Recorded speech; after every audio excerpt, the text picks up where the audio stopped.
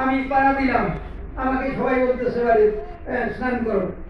তুমি কি পাড়া দিয়েছ, তাই না? আমি নর্দমায় গেলাম, কাজ করলাম, স্নান করো। এটা নিত্য কর্ম, ডেইলি কর্ম। মায়েরা রান্না বান্না করছে, রান্নাঘরটা সেরারা হয়ে গেল, খাওয়া দাওয়া হলো, এটাও হয়ে গেল, লেবা পোষা করলো ডেইলি। এটা নিত্য কর্ম, এই তো হবেই। কিন্তু আমার বাবা মারা গেলেন, আমি অসংস, এ কি করে হয়? আমার বাবা কি গন্ধ জিনিস? আমার বাবা কি কোনো বিষ্ঠা জাতীয় জিনিস, পায়খানা জাতীয় জিনিস? কি করে এটা হলো? কে তৈরি করলো? এখন এটা আমাদের ভাবায় সর্বনাশ। কি করে হয়, কেন হয় না, আর কেন হলো তার উত্তরটা আমি দিচ্ছি। মারা গেল কেউ, স্বভাবত আমরা কি করলাম, কান্দাকাটি করলাম। আমার বাবা মারা গেছে, আমার বোন আসছে, আমার আরো ভাইয়েরা আছে, পাড়া প্রতিবেশী কান্নাকাটি করলো, থেমে গেল কান্না। সবাই বলতেছে কান্দা লাভ নেই, ওনাকে তো আর ঘরে রাখা যাবে না, শ্মশানে নিতে হবে। যার জন্য কি করলো, মায়েরা বোনেরা দিদিরা তাকে স্নান করাইলো, বডিটাকে স্নান করিয়ে কোথায় নিয়ে আসলো? তুলসী তলায়। স্বভাবত মরা দেহটাকে কোথায় রাখে মানুষ? তুলসী তলায়। সামনে একটা কলা পাতা, মাইস পাতা, বড় পাতা, সেখানে সবাই দিল। তারপরে নতুন একটা কাপড় ঢাকা দিয়ে দিল। তারপরে তার উপরে হলুদ লেপন দিল, কেউ বা চন্দন লেপন দিল, কেউ বা অঙ্গে কৃষ্ণ নাম, কেউ বা রাম নারায়ণ। কি গো, তা পবিত্র জিনিস না? পবিত্র জিনিস না হলে তুলসী তলায় শোয়ানো যায় কি? তুলসী তলা বৃন্দাবন, তুলসী তলা নারায়ণের স্থান, তুলসী তলা হরিবলার স্থান। তারপরে কি হলো? তুলসীর পাতা, যে পাতার মধ্যে চন্দন মেখে শালিগ্রাম শিলার মাথায় দেওয়া হয়, সেই তুলসীর পাতায় চন্দন মেখে বাবার চোখে দিলাম। কি গো, তাই বাবা যদি পবিত্র বস্তু না হয় তো তুলসী পাতা দেওয়া যায় কি? স্থানীয় মানুষ হলে তুলসীর পাতা জল মুখে দেয়, এটা সম্পূর্ণ তুলসী পাতায় ভরপুর হয় মুখটা। এই যে যার উপরে তুলসী পাতা পড়লো সে কে? আগেই ওটা ধর্মগ্রন্থে আছে, নর রূপে নারায়ণ। এই দেহটাই নারায়ণ, রাম নারায়ণ, রাম সৃষ্টি স্থিতি লয়, জল বরফ বাষ্প, এটাই নিয়ে আসা যাও। এখানে মায়া করার কিছু নাই। সন্তানের আগে বাবা যেতে পারে, বাবার আগে সন্তান চলে যেতে পারে, মায়ের পেটেও যেতে পারে, 5 বছরেও যেতে পারে, 20 বছরেও যেতে পারে, 80 বছর কাটিয়ে দিতে পারে, 100 বছরও পার করে দেয়। এই তো যেতে কিন্তু হবে। যাই হোক, তাই শোয়াইলাম, কত কিছু করলাম, আবার কীর্তন হচ্ছে, হরে কৃষ্ণে বলুন আর রাম নামে বলুন। নতুন খাট তৈরি করলাম, খাটে শোয়ালাম, নেওয়ার সময় বলছি বলো হরি হরি বল। তাহলে এই যে পবিত্র বস্তুগুলো করছি, আমার বাবার দেহ পবিত্র দেহ, পবিত্র ভাবে শ্মশানে নিলাম, তাই না? ওই যাওয়ার সময় কেউ কেউ ফুল ছিটে দেয়, আবার কেউ কেউ কোন দেশের প্রথা অনুযায়ী খই ছিটিয়ে ছিটিয়ে যায়।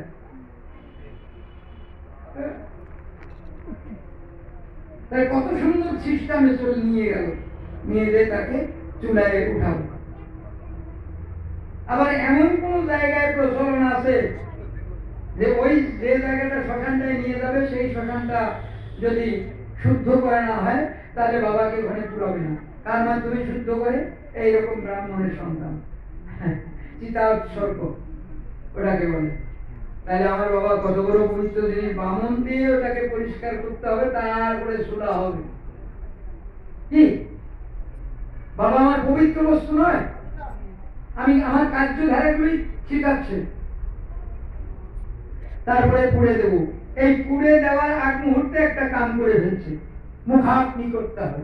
আজ পর্যন্ত পেলাম না। বহু করিয়েছি, 15 বছর তরবারি চালাইছি,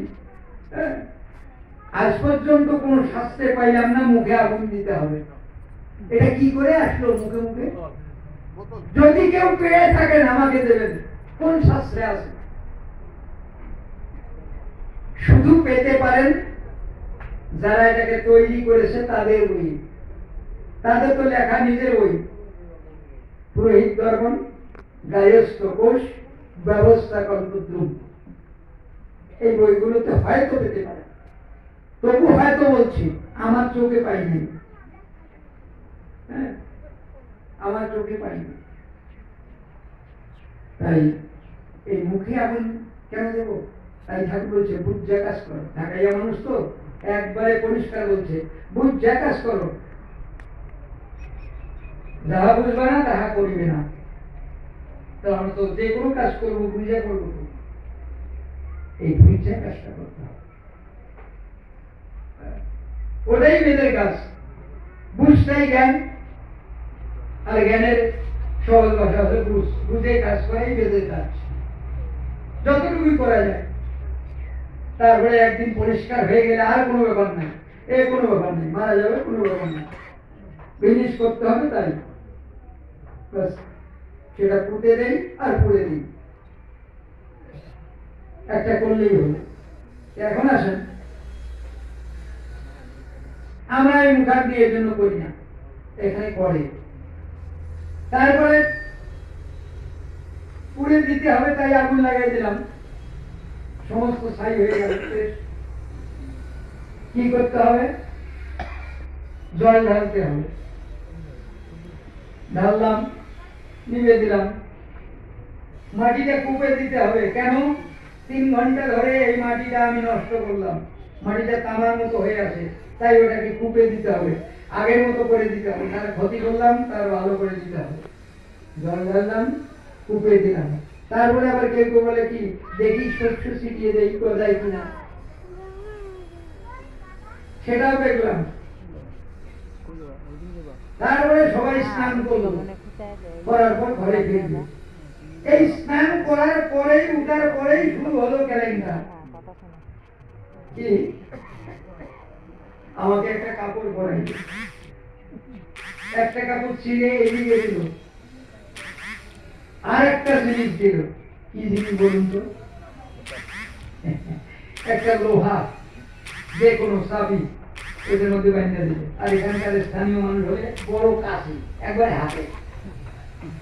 তারপরে একটা নতুন কুশাসন দিল, এই বাড়ির কারো জিনিসে বসা যাবে, ভালো কথা। সাধক বাবার সাধনা করবে তো, মুক্তির কামনা করবে, নতুন কুশাসন ভালো, আমি খারাপ ভাবি না, নতুন বস্ত্র আমি খারাপ ভাবি না, কিন্তু নামটা যদি উল্টো, কি নাম হওয়া উচিত ছিল? ব্রহ্মচারী। ব্রহ্মচারী রূপ নিল, 3 দিন ফলমূল খেল, তারপরে হবিষান্ন খাচ্ছে 3 দিন পরে। হবিষান্ন কোথায় রান্না হয়? যজ্ঞে। এটা হবিষান্ন না, এটা এক সিদ্ধ, তেল থাকবে না, হলুদ থাকবে না, এই লবণ চলবে না, সন্দুক লবণ লাগবে। তাহলে বলুন তো কত বড় পবিত্র? যারা করে তারা কত বড় পবিত্র, কিন্তু তার নামটা দিল আলাদা। এইখানে আমাদের দুঃখ। কি দুঃখ জানেন? নাম দিল পতিত। পতিত বুঝেন তো? পতিত মানে খারাপ, পতিত জমি, খারাপ জমি, পতিতালয়, খারাপ জায়গা। পতিত হয়ে গেল মানে খারাপ হয়ে গেল, এ কখনো হয়? যারা ফলমূল খেলো 3 দিন, তারপরে এক সিদ্ধ খাচ্ছে, হলুদ খাচ্ছে না, তেল খাচ্ছে না, তারা কত বড় পবিত্র? তারাই অপবিত্র হয়ে গেল, পতিত। ধরা যাবে না, ছোঁয়া যাবে না, তারাই পতিত না আমরা পতিত? আচ্ছা বলুন তো, আমি একবারে বলি, যারা মরা খায় তারা পতিত না যারা মরা খায় না তারা পতিত? আমি সরাসরি বলছি। এই যে কুকুর আছে না, কুকুর কিন্তু বিষটা খায়, মরা জিনিস খায়। রান্নাঘরে ঢুকলে আমাদের মায়েরা আসবাবপত্র মাঝামাঝি করে না? কুকুরটা খুব অসরল বস্তু। তাহলে আমরা যারা মারা খাই তারা অসহজ না, যারা আজকে থেকে নিরামিষ ভোজন করছে, কিচ্ছু খায় না, তারা অসহজ। উল্টা আমরা অসহজ, আমরা মরা খাইতো। একটা শ্মশান, একটা মারা গেছে, শ্মশান ভয় পায়, যার জন্য গৌরাঙ্গ মহাপ্রভু বলছে তাকে দূরে না পুড়ে দিয়ে তার বাড়ির কাছে সমাধিস্থ করো, ডেইলি সেখানে লেপা পোষা করা যাবে, প্রদীপ দেওয়া যাবে। যার জন্য গৌরাঙ্গ মহাপ্রভুর কথা অনেকেই ধরে নাই, আছে দুই একটা বৈষ্ণব করে, তাছাড়া এগিয়ে একটাও বৈষ্ণব না।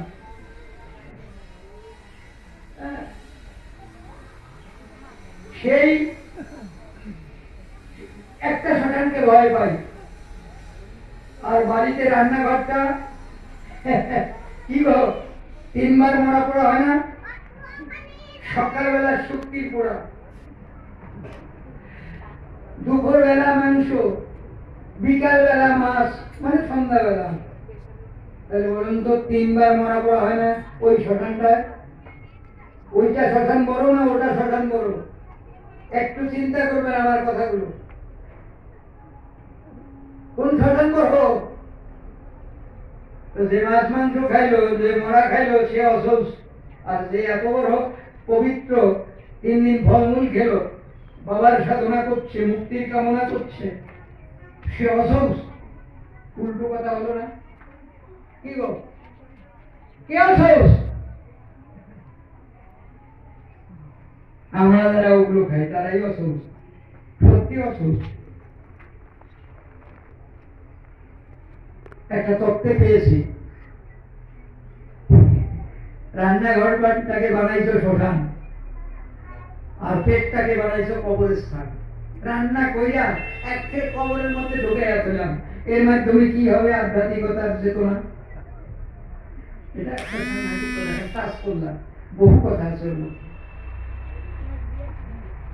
এখন আসেন, আমরা পতিত নই, যার জন্য আমরা বুঝেছি আমরা পতিত নই। একটা নতুন কাপড় যদি কেউ পরতে চায় আমাদের আপত্তি নেই, পুরাতনটা পরলে কোনো ব্যাপার না। পুরাতনটা খারাপ হয়ে গেলে এমনিতেই নতুন পরি, তো বাবা মারা গেছে একটা নতুন পরবো, তো কোনো ব্যাপার নাই আমাদের কাছে। কোনো ভাইরা যদি বলে আমি এটা নতুন পরি, কোনো ব্যাপার না। কিন্তু এইটার কোনো ব্যাপার না। এই যে সিগার একটা দেয়, তার নাম দিয়েছে কি জানেন? এটার নাম দিয়েছে ধরা, আর এটার নাম দিয়েছে উত্তরীয়। আর এই যে লোহাটা কেন? আমি এখনো সমাজের মানুষকে বলি লোহা নিবেন না। আপনারা কি কাপড় পরেন, কিন্তু লোহাটা নেবেন না। লোহা কেন নেয় মানুষ জানেন? কেন নেই গো? বাবাকে ভূত বানায় ধরবি না, এই যে লোহা নিছি, কি গো, তাই তো? আর স্থানীয় মানুষ হলে কি করে জানেন? ওই আসার সময় ওই কাশিটা দিয়ে রাস্তার মধ্যে একটা র্যাক টানে, র্যাক টাইনে কি বলে, এদিকে আসবি না, উঁচু গাছটাতে চলে যাবে। বাবাকে এইভাবে বলা যায়, বাবার মুক্তির কামনা করবো, স্রষ্টার কাছে মুক্তির কামনা করবো, আর আমি আগে ভূত বানাই দিলাম, ধরবি না, লোহা নিছি, নেওয়া যায় কি? একদম না, একদম কেউ নেবেন না, না হলে বাবাকে ভূত বানায় ফেললেন। যার জন্য আমরা এইসব নিই। আমি সমাজের মানুষকে বলি ব্যাকরণ করেন, এইটা আপাতত নেন না। অনেক মানুষ নেয় না, তর্ক করে, ব্রাহ্মণে হ্যাঁ লোহা নেবো না, বাবাকে ভূত বানাবো না, আমি মুক্তির কামনা করবো, হ্যাঁ, আর বাবাকে ভূত বানাবো। তো যাই হোক, আমরা এটা বুঝাচ্ছি। কেউ নতুন কাপড় পরলে আমাদের আপত্তি নেই। তাই নামটা কি দিয়েছে জানেন? এটার নাম ধরা, আর এটার নাম উত্তরীয়। এটা কি ধরা না, তো এটা লজ্জা নিবারণের বস্তু, তাই না? বড় হয়েছি, লজ্জা নিবারণের বস্তু। শিশু হলে তো কোনো ব্যাপার নাই, বড় হয়েছি, লজ্জা নিবারণের বস্তু, এটা করতে হবে। আর এটা উত্তরীয়। আমি উত্তর পুরুষে কোথায় ছিলাম? মহাশূন্যে। একটু আগে আলোচনা হয়ে গেছে, আমি মহাশূন্যের থেকে এসেছি। তো এটা আবার কি? এটা তো কিছু না। আর এটা তো ধরা না, এটা লজ্জা নিবারণ বস্তু। ধরা কাকে বলে? বাবা দিয়েছিল, মা ধরেছিল, তো বেশি দিন ধরে রাখতে পারিনি, 10 মাস 10 দিন, কথার কথা। আবার বিজ্ঞান ভিত্তিক ভাবে কতদিন যেন বলা হয়। হ্যাঁ, তারপরে ছেড়ে দিয়েছে, আর ধরে রাখতে পারিনি। কে ধরে আছে বর্তমান?